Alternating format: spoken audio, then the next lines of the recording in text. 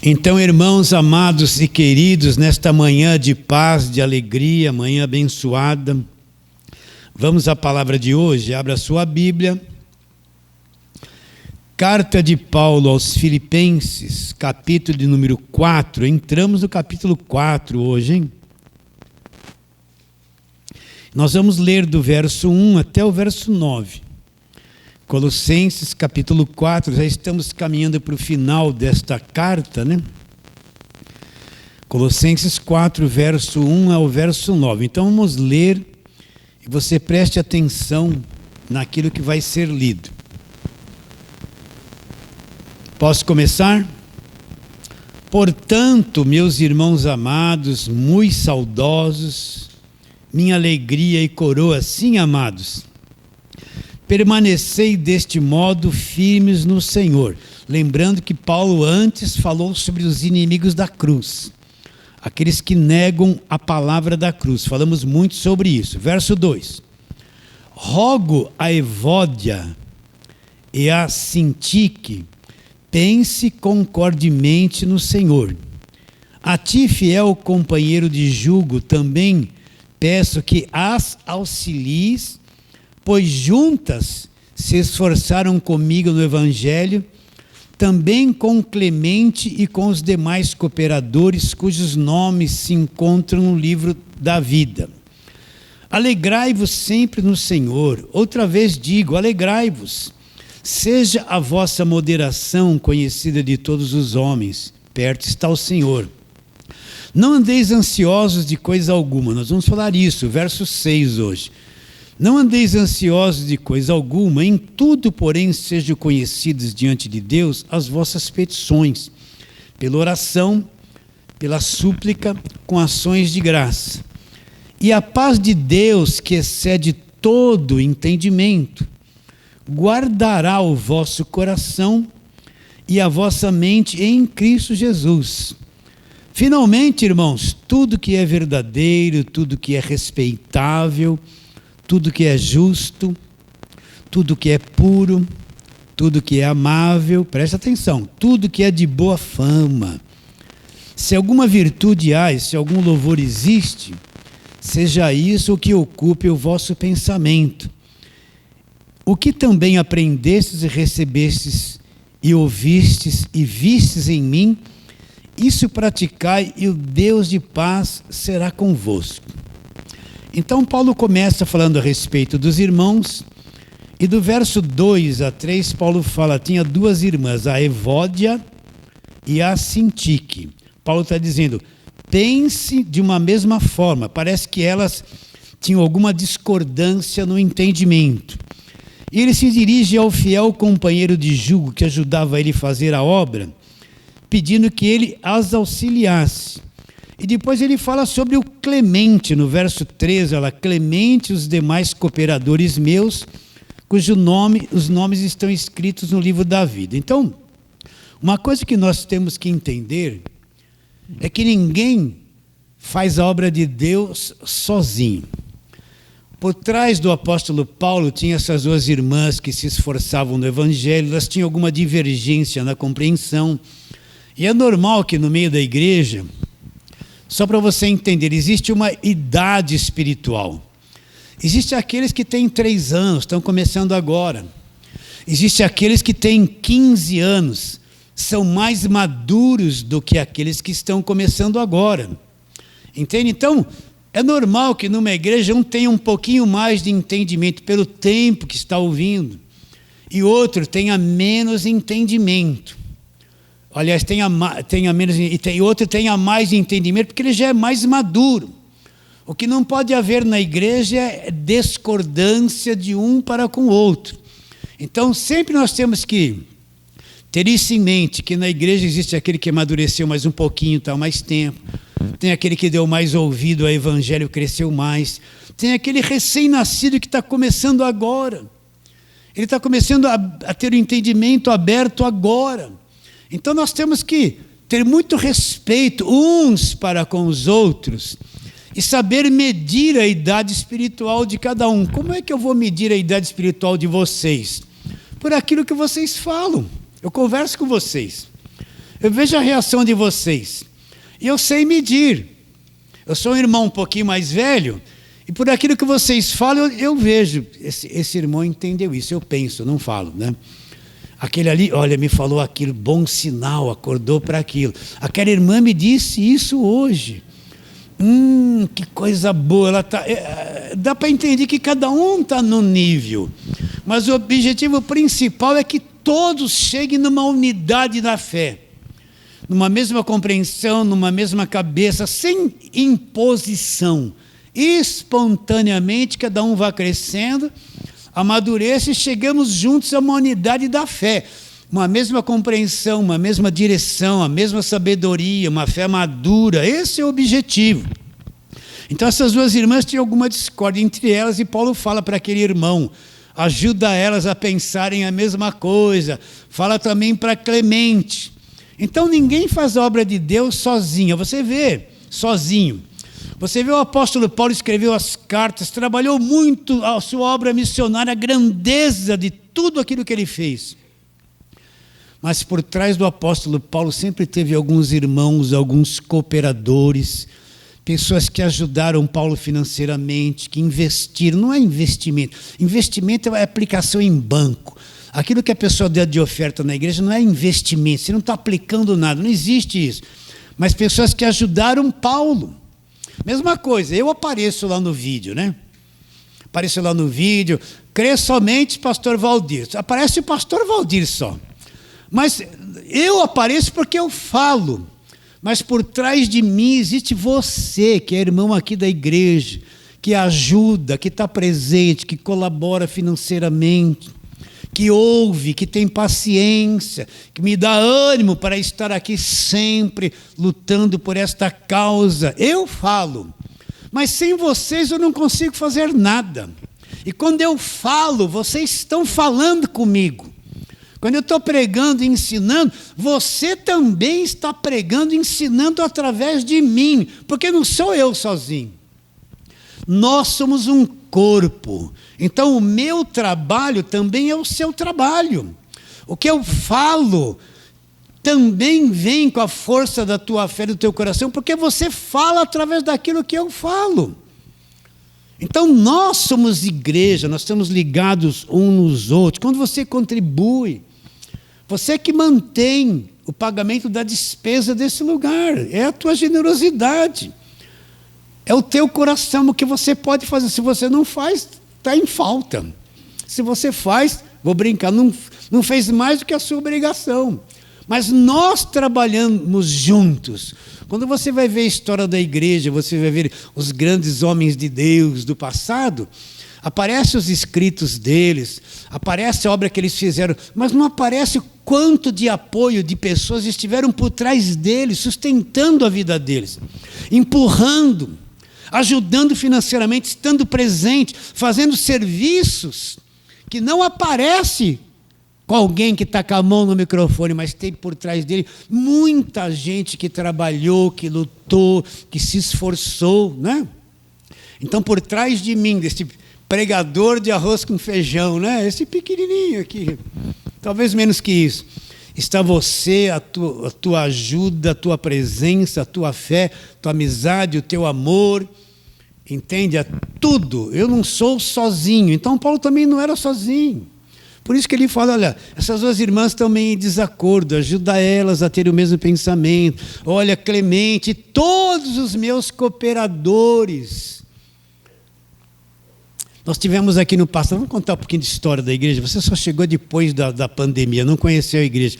Eu tive muitos cooperadores amigos do passado, que pessoas que ajudaram, que trabalharam, que estiveram presentes. Aí veio a tal de pandemia, eu tive que fechar a igreja, né? Eu vou mexer com eles porque eu sei que eles assistem. E nós ficamos 14 meses sem abrir a igreja. Olha lá, hein? 14 meses sem abrir a igreja, porque morreu 2 pessoas aqui da igreja por causa da pandemia, da Covid, né? Então achei por bem fechar. O que eu pensava é que todo mundo ia voltar com a maior alegria. E para minha surpresa, os meus amigos, cooperadores, né? Os ajudadores foram tudo embora. Acho que eles demoraram muito, eu demorei muito para abrir a igreja, acho que eles foram lá fazer campanha, voltaram para trás. Né? Eu sei que eles me ouvem, eles vão ouvir isso. Então eu tive muitos amigos colaboradores, uns mudaram, sabe por quê? Porque o culto era 18 horas, era 6 da tarde, e eu mudei para 10 da manhã. Aí elas falaram assim, mas eu tenho que fazer comida, né? Ai, pastor, de manhã, e deixaram de vir, por quê? Aí eu falei, faz sábado. Estou brincando, só para mexer com aquela gente que está lá atrás. Mas eu tive muitos amigos, cooperadores, gente que tocava, gente que cantava. Pena que uma boa parte deles parece que aconteceu aquilo que Paulo disse para os Gálatas. Será em vão tudo que eu preguei, que eu falei, semeei no coração de vocês? Será em vão que eu fiz tudo isso, não teve valor nenhum? Mas uma pessoa que prega, não faz isso sozinha, ela tem os cooperadores, colaboradores. Por isso, desafio você que está na internet, de estarmos juntinhos, trabalhando junto, porque eu falo, mas você fala através de mim também, através da tua fé, da tua amizade, da tua colaboração, da tua presença. Então, Paulo primeiro fala a respeito desses colaboradores. E depois ele vai entrar nesse assunto aqui, olha lá. Vou ler de novo, verso 2. Rogo a Evódia e a Sintique, pense concordemente no Senhor.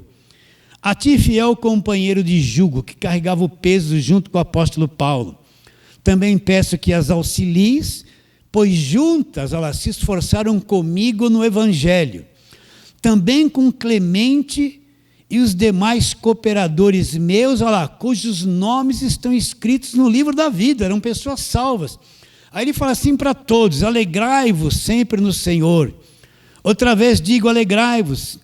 Aí ele fala assim, seja a vossa moderação conhecida de todos os homens. Então presta atenção, o que é ser moderado? O crente, ele tem que ser equilibrado. Os de fora têm que, quando olhar para um crente, para uma mulher, para um homem, não ver alguém extremista, nem que fique lá atrás. Presta atenção. Ele tem que ser visto como uma pessoa moderada, equilibrada, que anda em meio termo na sabedoria, na conversa, na fala, no relacionamento com as pessoas, não aquela pessoa explosiva que só ela fala e a verdade fala muito, ou aquele que está lá embutido, escondido no seu caramujo lá. Então, o mundo tem que olhar o crente uma pessoa equilibrada, ponderada, sábia.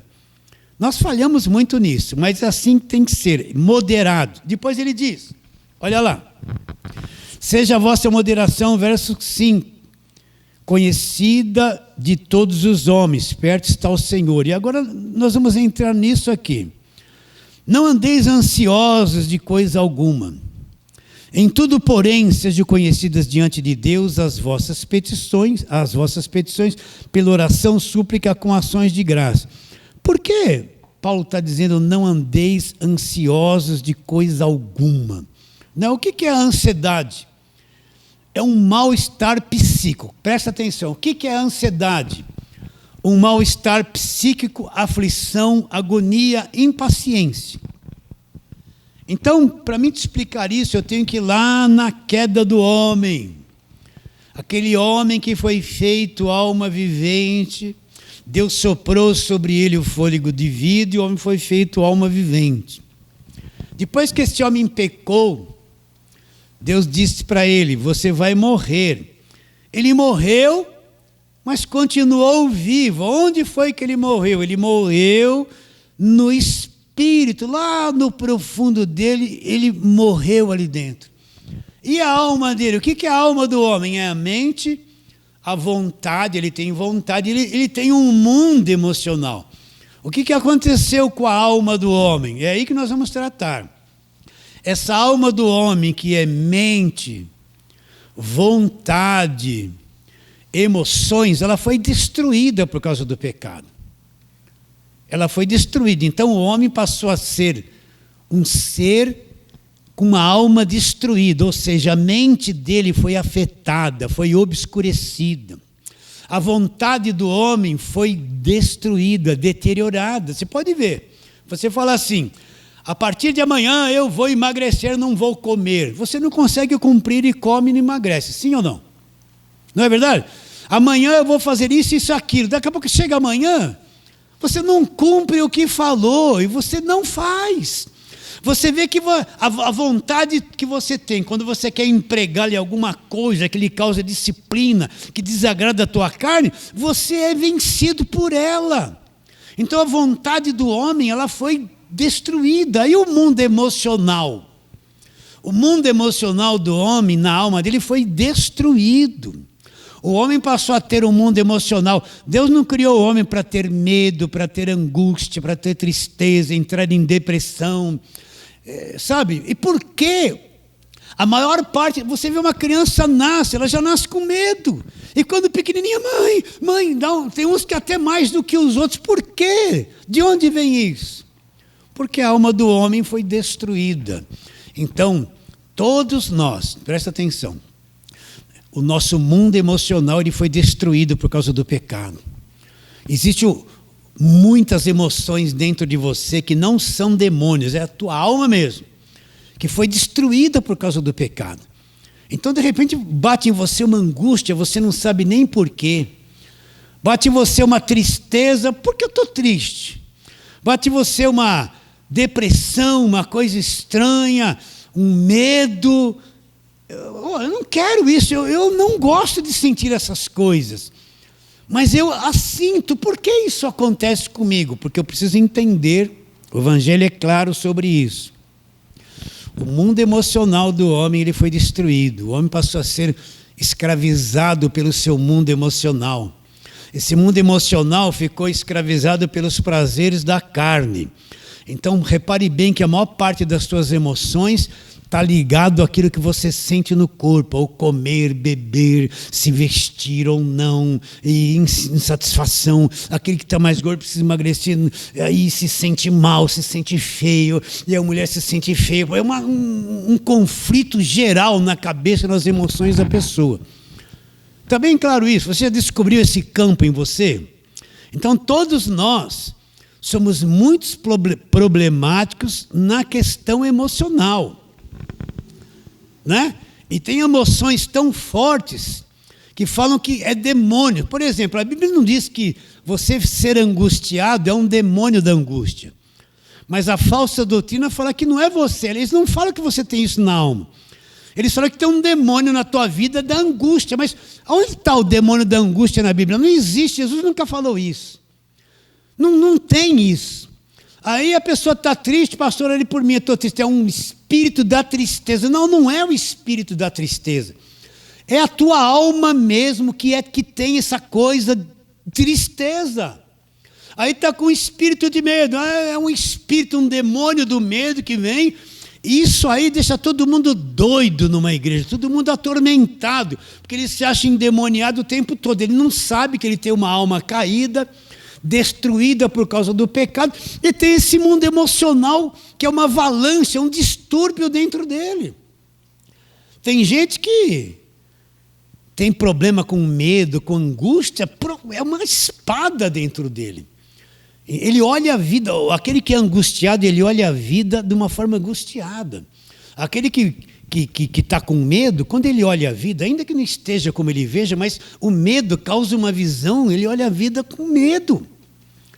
O triste olha a vida, ó dia, ó azar, né? Lembra? Ó dia, ele olha a vida assim, dependendo das emoções fortes que você tem. Quando você tem que enfrentar os seus problemas, essas emoções vão te dar uma visão daquilo que ela é dentro de você. Então, eu preciso amadurecer, crescer no espírito para começar a entrar em ordem meu mundo emocional. Aprender o que é evangelho, principalmente aprender a palavra da cruz que me dá descanso nas minhas emoções. E no meio de todas essas emoções tem uma coisa chamada ansiedade, que Paulo sabe que aqueles obreiros todos, Clemente, aquelas duas irmãs, se fossem pegos e dominados pela ansiedade, iria atrapalhar a vida deles, a comunhão que eles tinham entre irmãos na igreja, e a ansiedade ia influenciar toda a vida deles. Uma pessoa ansiosa se precipita, faz coisas antes da hora, fala quando não deve, não sabe esperar em Deus, confiar em Deus, ela quer resolver tudo na marra. É daí que vem essa falsa doutrina. Não, eu vou determinar, eu é que resolvo, eu que vou fazer a minha fé, eu que vou dar a volta por cima, eu vou pôr Deus na parede. E Deus? Então a ansiedade é uma coisa que combate contra a fé. Porque o ansioso não sabe esperar, ter paciência, não sabe ter segurança em Deus. Ele vive... Uma criança ansiosa, ela vai ter problema para memorizar as coisas na escola, fazer a lição e outras coisas mais. Vocês estão identificando o que eu estou dizendo? Então Paulo, depois de falar da cooperação dos obreiros, ele fala: não andeis ansiosos de coisa alguma. Então vamos trabalhar um pouquinho falando sobre essa ansiedade. Já deu para identificar esse mundo emocional caído? Sim ou não? Já capturou aí a mentalidade? Onde está a ansiedade? A ansiedade está nessa alma caída. E a ansiedade faz mal para mim, se ela tem domínio sobre a minha vida. Ela faz mal para mim, porque quando eu tenho que confiar em Deus, e às vezes Deus espera para responder. Na minha visão, eu quero que Deus opere ontem na minha vida. Eu quero que aconteça uma coisa na minha vida, mas tem que ser para ontem, Deus. Aí eu vou na igreja, não acontece, eu não tenho paciência para ouvir uma outra palavra que não seja uma palavra que fale sobre como sair do meu problema. Porque a pessoa quer assim, eu quero ir na igreja e Deus tem que falar comigo. O que Deus tem que falar? Ela é ansiosa. O que ela quer? Ela, se vem uma palavra sobre a cruz, não é isso. E hoje o culto não foi muito bom porque falou da cruz, mas não falou como resolver o meu problema, porque eu quero que aconteça. Então, a ansiedade fecha os ouvidos dela, não tem ouvidos para ouvir outra coisa. Ela só quer ouvir uma pregação que fale do problema e como vai sair dali, como vai vencer. Daí que ela vai engolir um monte de falsa doutrina pela ansiedade que ela tem. A ansiedade está no meio dessa alma caída, no meio desse mundo emocional destruído. Então vamos para a palavra aqui. Hoje teremos uma pregação rapidinha, né? Mais curtinha. Mateus capítulo 6, vamos lá. Mateus é o primeiro livro ali depois de Malaquias, né? É o primeiro livro do Novo Testamento. Então, Mateus capítulo número 6, Jesus está pregando o sermão, aquele famoso sermão da montanha. Aquele famoso sermão da montanha. Ele está recrutando os discípulos ainda não começaram a fazer a obra dele, andar com ele, serem ensinados, né? E ele vai ensinando uma coisa importante. Espero que isso caia no seu coração, caia no meu. E a partir do verso de número 25, todos acharam aí direitinho? Ele vai começar a ensinar sobre a ansiedade. Ele sabe que os discípulos vão enfrentar a ansiedade, eles vão ter lá no futuro o ministério deles, vai haver perseguições, lutas, e eles vão ter que enfrentar a ansiedade. Então ele vai despertar aqui um conhecimento de confiança em Deus. Aí ele diz, verso 25, por isso vos digo, não andeis ansiosos pela vossa vida. Aí ele mostra 2 pontos que nos causam ansiedade, olha lá. Pelo que haveis de comer, pelo que haveis de beber, nem pelo vosso corpo, pelo que haveis de vestir. Repare bem, todo dia, o que nós vamos comer? O que nós vamos comer? Que roupa eu vou pôr? Né? Você percebe que essas coisas dominam a gente todo dia? Começa logo cedo a dona, meu Deus, eu tenho que fazer almoço, o que eu vou fazer? Eu já pus o nuggets lá ontem, eu já fiz a abobrinha, ai meu Deus, que aí os filhos estão tudo assim, comida, tudo com aquela fome, e causa uma ansiedade, né? O que comer e o que beber causa ansiedade, não causa? Sim ou não? Né? Somente quem está fazendo um regiminho, chega na hora de comer, ele está com os olhos assim, parece uma víbora, quer comer o planeta. Então Jesus sabe que comida e bebida e roupa, e as mulheres, que roupa eu vou pôr? Sabe, o guarda-roupa tem 30 pares de sapato, mas nenhum daqueles serve. Nenhum daqueles serve. Esse aqui não combina com aquele, aquele combina com aquele. Você já viu a mulher na frente do guarda-roupa? 12 pares de sapato e não serve. É assim? Um pouquinho, né? O homem já põe um tênis qualquer, tá bom. Né? Eu não é, Márcio. O homem, qualquer roupa tá bom, mas a mulher... Mas eu tenho uma vírgula aqui, mas... Ih, não vai combinar com a vírgula de cima. Aí eu falo assim para minha esposa, ninguém vai enxergar a vírgula. Mas na cabeça dela vai enxergar a vírgula. Né? Ela está ouvindo lá, depois ela vai me pegar lá em casa. Você foi falar isso. Mas vocês estão entendendo? Sim ou não? O homem com cabelo, sem cabelo, qualquer jeito tá bom. Mas a mulher, se não tivesse risquinho daquela cor, aquela coisinha aqui, aquele jeito aqui, aquela meia hora no espelho, quando sair ainda vai sair assim olhando, né? Em volta de... Eu vejo a minha neta vai em casa. Vou dormir aí hoje. Ela está com 14, né? Vou dormir aí hoje. Vem, netinha, ela vem. 14, imagina. Cabelo. Aí ela vai entrar às 7 horas na escola, eu já acordo 10 para 6. 1h10. Eu vou lá, eu não falo assim, ô Eduardo, acorda. Eu vou lá, arranco ela da cama, faço uma massagem aqui, mexo aqui, para ela acordar. Eu falo, vou te deixar sentada na cama, por favor, não deita. Se você deitar, vai dormir de novo. Aí, vai rapidinho e toma o banho. Aí ela, 1 hora no banheiro. Aí, estica aqui, estica ali. Eu falo, vamos, estou tirando o carro, ai, está na hora de sair. Ainda quando entra no carro, abaixa aquele negocinho, tem um espelhinho. Meu Deus, já pensou se os homens fossem assim? Nós estávamos perdidos, hein? Já pensou? Eu nem pentei o cabelo, faço assim com a mão, tá bom, nem vejo mais. Já pensou se o homem precisava esticar alguma coisinha aqui? Bom, se bem que agora os homens estão meio esquisitos, né? Porque tudo unha feita, sobrancelha artificial, né? Os caras vão lá, tem que ter um risquinho assim, toda semana vai lá para ter um risquinho assim, bigodinho. Nossa, não, acho que eu não gosto muito disso, não, porque eu sou mais velho, né? Não tô atualizado. Mas é ansiedade, o que comer, o que beber, o que vestir. Isso está o tempo todo na nossa vida e mantém a gente ansioso. Não mantém a gente ansioso? Aí Jesus Cristo fala isso, vamos ler de novo. Por isso vos digo, verso 25, não andeis ansiosos pela vossa vida, quanto que haveis de comer ou beber, nem pelo vosso corpo, quanto que haveis de vestir. Aí ele vai fazer uma pergunta, não é a vida mais do que o alimento e o corpo mais do que as vestes? Presta atenção. A sua vida não vale muito mais do que você come, às vezes o alimento tira a sua vida. Por isso um conselho, pare de comer em excesso. Já passou dos 60?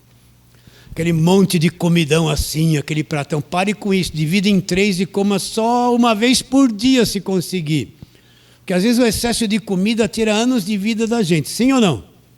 Tira anos de vida da gente, né? Então ele fala assim, a sua vida vale muito mais do que aquilo que você come.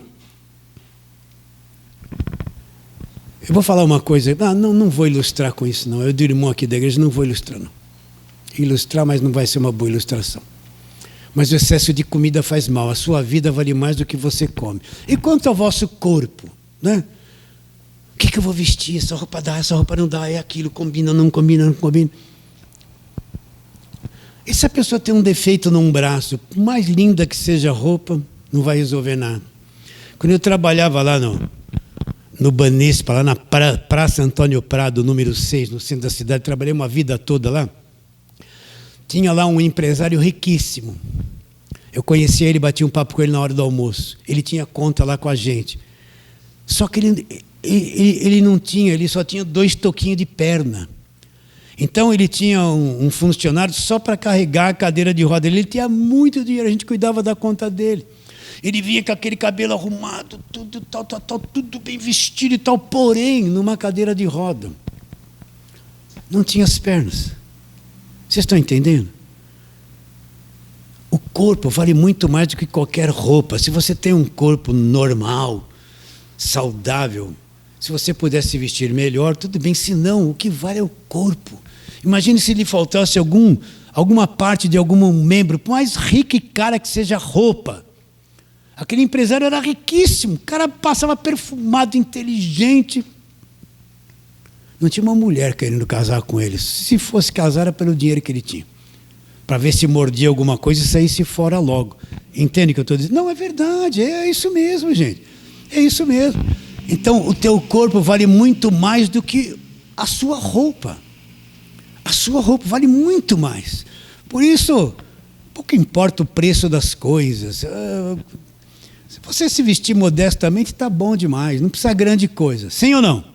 Agora, Jesus vai mostrar aqui um caminho. Olha lá. Ele fala assim: observai as aves dos céus. Não semeiam, não colhem, nem ajuntam em celeiros. Contudo, o vosso Pai Celeste as sustenta. Porventura não valeis vós muito mais do que as aves? Eu moro ali atrás da Metalúrgica Aliança, e lá tem um eucalipto, bastante árvores. E agora, mês de setembro, outubro, é o mês da sabiá. Quem conhece a sabiá? Eu já não sei mais nem assobiar o canto dela, antigamente subia. E toda manhã, ela, turu, turu, blá, blá, blá, blá, 4h30 já está cantando lá. Eu saio na área assim de casa e eu vejo lá. Ela aparece lá e tem uma pitanguinha que eu plantei, ela vem e come a pitanguinha. E cata um bichinho ali.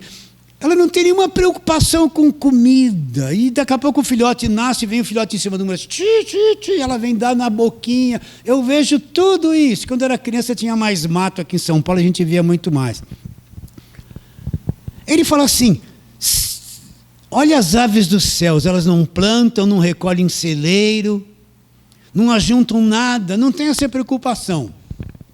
E Deus a sustenta. Deus, na mente de Deus, Deus tem que salvar o pecador. Ele está coordenando todas as galáxias dos planetas, dos lugares celestiais, anjos, arcanjos. Ele tem muito trabalho. Mas existe ainda no coração de Deus uma preocupaçãozinha, um lugarzinho para as aves dos céus terem o que comer. Ele está olhando o mundo, uma obra de salvação, mas até uma ave não está esquecida. Se Deus cuida das aves do céu, Ele não vai cuidar de você? É uma pergunta. Então não adianta eu estar ansioso com um monte de coisa. Ansioso com isso, ansioso com aquilo, ansioso daquilo. Um dos sinais da maturidade de quem crescer espiritualmente é que chega um tempo, principalmente depois que você fica velho, você não está mais nem ansioso com os filhos, com nada, com o neto, você entra no descanso.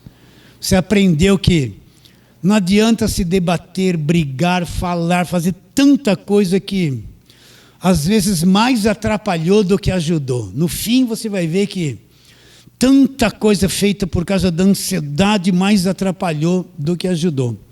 E ele diz, voltando ao texto: observai as aves do céu, verso 26. Não semeiam, não colhem, não ajuntam em celeiros, contudo, vosso Pai Celestial a sustenta. Porventura não valeis vós muito mais do que as aves? Agora, Deus cuida de todo esse mundão detalhadamente. As aves comem, os peixes comem. Eles não são ansiosos como nós. Será que eu e você, nós não temos muito mais valor para Deus do que as aves dos céus? Pensa nisso. Tem ou não tem?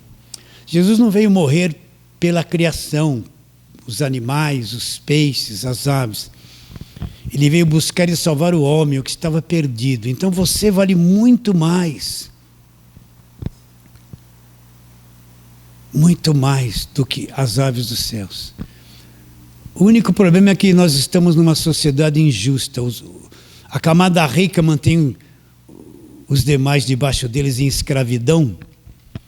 E você fala assim, a escravidão acabou, mas no Brasil ainda existe muito. Essa camada rica oprime o povo mais pobre. Para você ganhar comida, trabalha muito.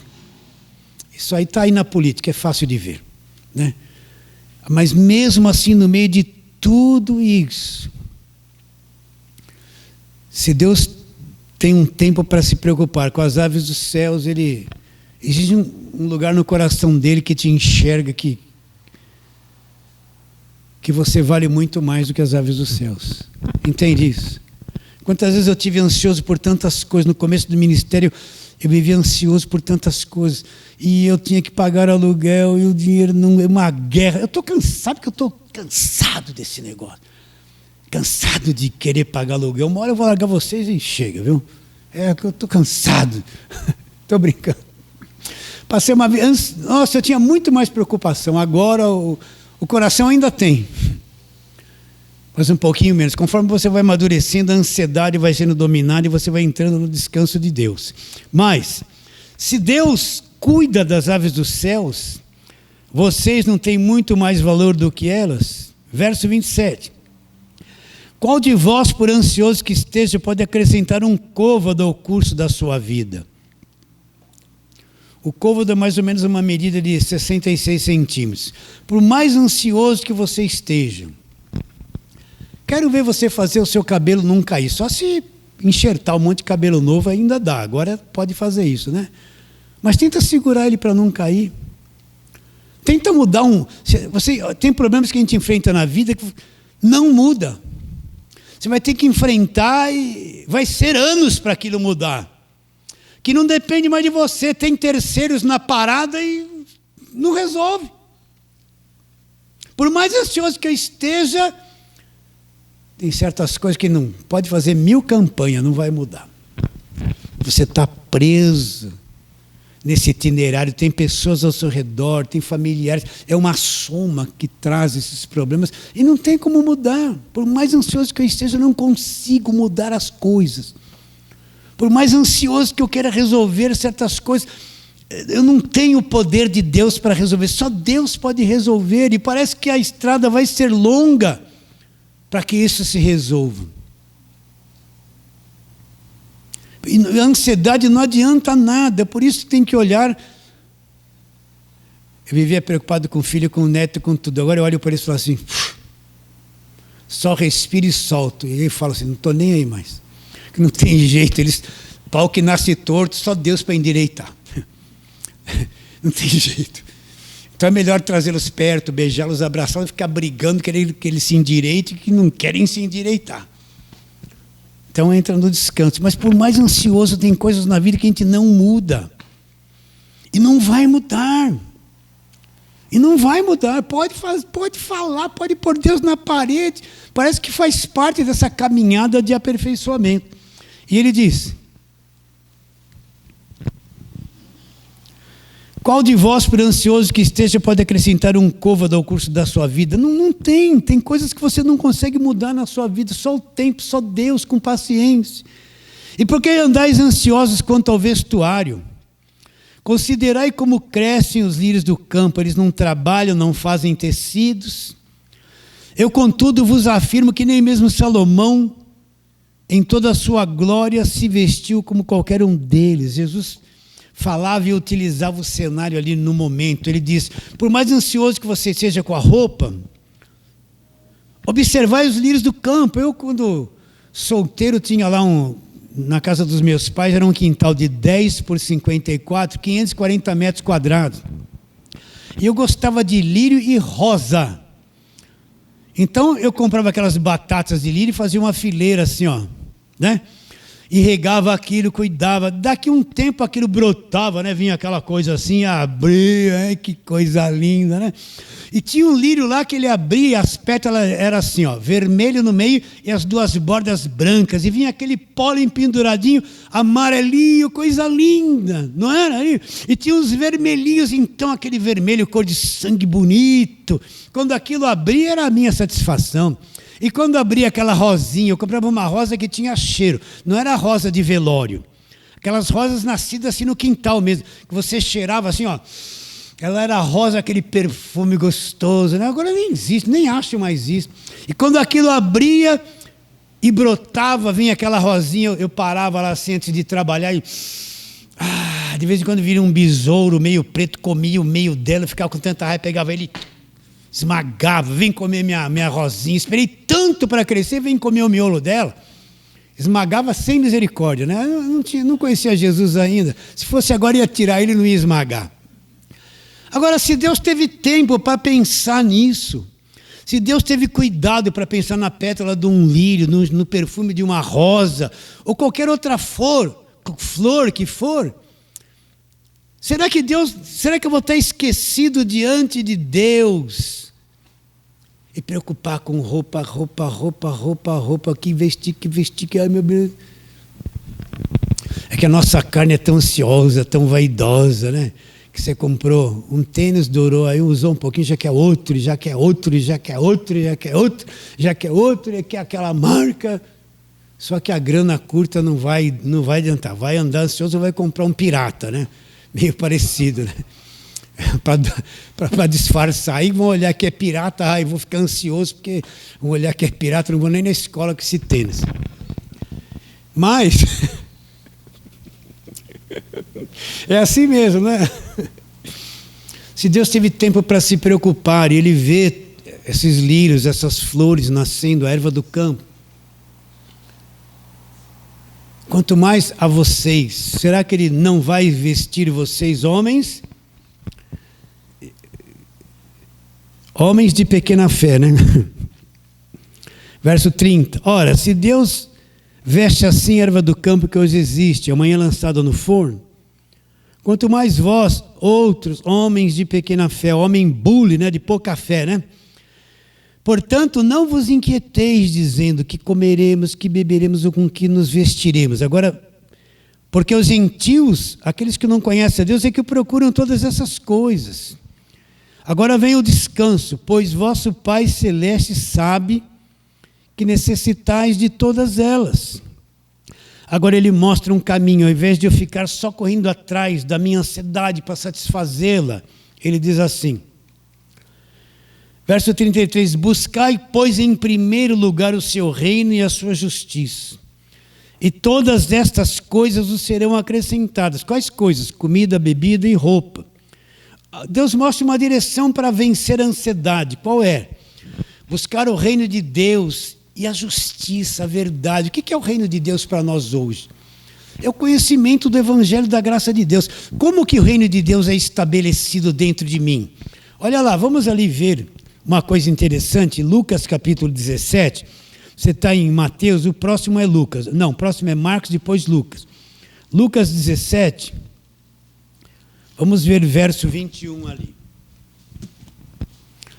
Verso 20 e 21. Os fariseus, o pessoal da velha aliança, da lei, vem interrogar Jesus. Então, Lucas 17, 20 e 21.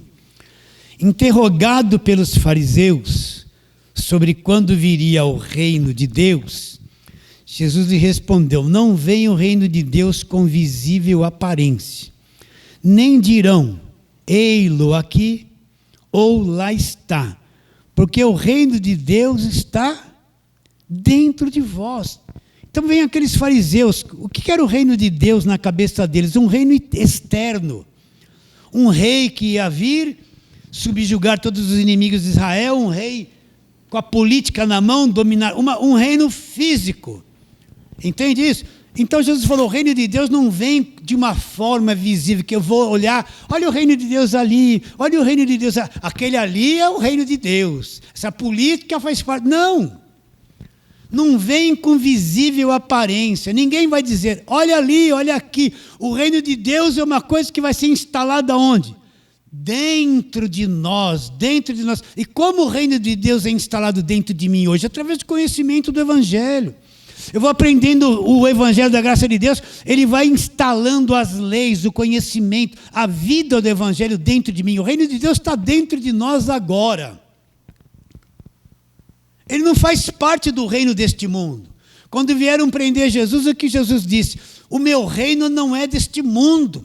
Por isso, todos esses politiqueiros evangélicos que estão enfiados na política, eles não são representantes do reino de Deus, eles são representantes do reino da terra, da política da terra, porque o que eles fazem lá no Congresso é mentira, trabalham contra o povo. Não é o reino de Deus, não são de Deus. O reino de Deus está dentro de vós, como ele é implantado dentro de nós. Pelo conhecimento, então vai entrando o conhecimento e o Espírito vai instalando o reino no meu coração, está dentro de mim. Alguém pode olhar o meu exterior, não dá nada por mim, Mas ele não sabe que o Espírito habita em mim, o reino está instalado em mim, o reino eterno já está em mim. Quando eu deixar esse corpo, vou entrar lá rapidinho, sem problema nenhum na glória, com conhecimento do reino de Deus em mim.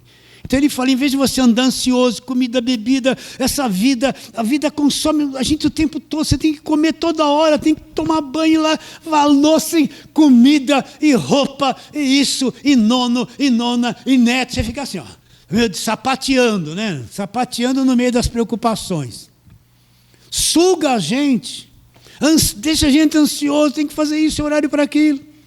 Mas no meio de tudo isso, buscar o reino de Deus e a sua justiça em primeiro lugar. Não é? Não quer dizer que eu vou abandonar as pessoas, entrar num orfanato, num convento, ou num mosteiro e ficar lá. Não é nada disso. Mas ele diz que no meio de toda essa agitação que você vive, eu tenho que buscar o conhecimento, o reino de Deus vai instalando em mim a justiça do reino. O que é a justiça do reino? Não é a minha. A justiça que veio da cruz, aquilo que aconteceu na cruz. Buscar o reino e a justiça. E o que vai acontecer? E todas estas coisas, comida e bebida, ele não está prometendo que eu vou ter 30 casas, se eu der dinheiro para a igreja eu vou ter carro, casa, eu vou prosperar, eu vou ficar rico, se eu der o dízimo, eu vou ficar rico, ele vai dar... Não está prometendo nada disso, ele está prometendo que eu vou ter o que vestir e o que comer. Deus sabe que eu preciso de todas essas coisas. Sabe ou não sabe? Agora, buscar o reino em primeiro lugar. A maior parte das pessoas vão buscar o reino delas na igreja. Elas vão buscar, eu quero solução de problema, eu quero melhorar, é meu filho, é minha causa, minha justiça, eu quero... Vai um monte de gente para a igreja, nem adora a Deus. A preocupação deles é, eu quero obter coisas para melhorar a minha vida, é só isso que me interessa. Eles não têm coração para ensino.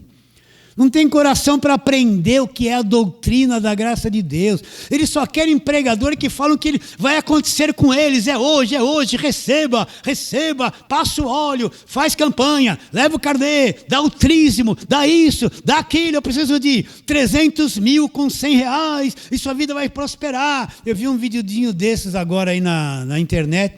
Uma bispa e um bispo, né? Vocês sabem quem são, com uma arquinha da aliança. E você tem que dar só mil reais. Aí você vai levar essa arquinha da aliança para a tua casa e ela vai te proteger. Uma coisa que acabou, que não é evangelho, é coisa do Velho Testamento. Só R$1.000 e leva para o teu filho, leva R$1.000 para cada um. E se você pudesse dar 5.000. Só enrolação. O reino de Deus é um conhecimento que vai brotando na mente aqui dentro, vai se abrindo, eu vou conhecendo o Evangelho, a justiça de Deus. E quando eu estou nessa direção, as demais coisas, a comida e a bebida, a roupa, Deus vai cuidar de mim. Então uma das coisas difíceis, sabe qual é? De nós acostumarmos com o que temos, não que você não aspire ter uma coisa melhor. O problema não é amaldiçoar o que você tem. Eu tenho um carrinho de 10 anos. Quando eu olho para ele, eu falo assim, obrigado por esse carrinho. Dou uma limpadinha nele, passo a mão. Não vou ungir nem abençoar. Não precisa orar para carro, não. Mas eu ponho amanhã assim e falo, oh, meu Deus, eu vou para a igreja com esse carrinho. De vez em quando dou uma escapadinha até a praia. Levo minha neta na escola. Ele está bonzinho, não tem nem barulho. E tem 10 anos. Aí passa aquele bonitão assim, zeradão, né? Você olha assim, aí o coração quer se inclinar, mas eu não tenho dinheiro, eu vou ficar contente com isso. É valorizar o que você tem, valorizar a tua casa, valorizar o teu carro, valorizar a tua roupa. Eu tenho um monte de chinelo tudo usado lá, uso todos. O pé está até com a forma lá, sabe assim? Mas eu ponho aquilo, ai que delícia, eu detesto o sapato, eu trabalhei no banco tanto tempo, sapato de couro, agora eu ponho chinelo, E daí? Valoriza o que você tem, dê graças pela tua casa, pelas coisas. Se a tua televisão não é aquela gigante, qual o problema? Dá graças. Valoriza, o meu telhadinho também assim, não está pingando dentro, dá graças. Pare de ansiedade, de reclamação e querer as coisas que você não pode e ficar triste, ansioso porque você não pode comprar e quer comprar e não pode. Daqui a pouco erra, entra no carnê, passa o cartão em 10 vezes, entra em dívida. Deus, estou sendo provado. Não está sendo provado, você gastou o que não podia. Você criou o buraco e entrou nele. Não anda ansioso, valoriza isso. Eu abro lá meu guarda-roupa, você sabe que eu tenho uma jaqueta lá de uns 30 anos e gosto e uso? Só tem 30 anos, era tão bom o material que eu uso até hoje. Já vim na igreja com ela, que tem até pregação minha lá com ela. Essas camisetinhas aqui, ó, nenhuma eu comprei. Não vou falar que é um casal que me deu, eles me deram um monte de calça, um monte de camisa. Estou feliz da vida, ó, tudo presente deles, ó. Graças a Deus, qual o problema? Entende? Então, esse coração ansioso que quer, sabe, dominado pelo mundo, pelo consumismo do mundo, dá graças pelo que você tem, pela cama que tem, pela toalha, por tudo, por mais simples que seja, porque Deus, se eu buscar o reino em primeiro lugar, as demais coisas serão acrescentadas, elas virão de uma forma ou de outra. E para terminarmos, volta lá, Filipenses, capítulo número 4, né? Nós entramos no capítulo número 4, me estendi um pouquinho demais hoje, né? Filipenses 4, e vamos ler o que Paulo diz, verso 6. Não andeis ansiosos de coisa alguma.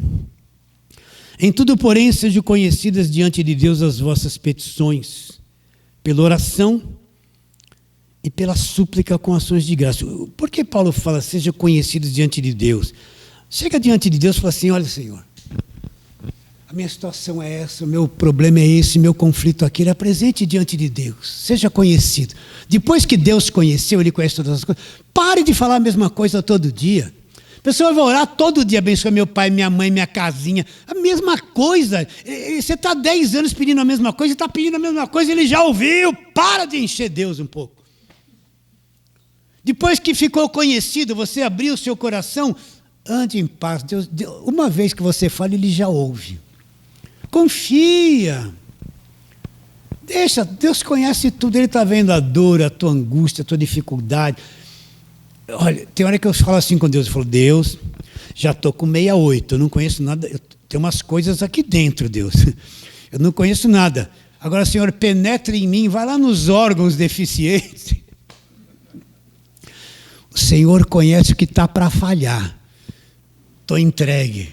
De vez em quando eu vou dormir e sinto o coração assim. Estou sentindo o coração. Lógico, eu estou vivo. Só posso sentir. Quem está vivo, o coração bate. Quer que não bata? Já não sou mais um garotão de 17 anos, né? Vocês estão entendendo? Entreguei todos os meus órgãos internos para Deus. E quando vem qualquer coisa, oh Senhor... Está tudo entregue. Se chegar a minha hora, vai rápido. Que você estou lá, pronto, acabou. Se eu passar por uma dorzinha, eu não vou gostar, Deus. Mas se for dormindo, melhor ainda, eu já acordo lá.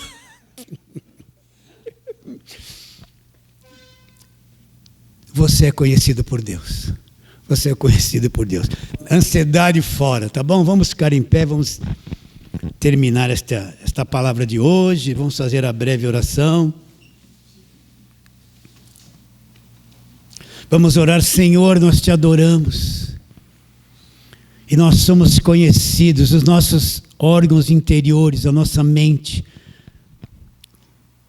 as nossas veias, as veias do coração, os nossos músculos, cartilagens e ossos, tudo faz parte do teu conhecimento, Senhor.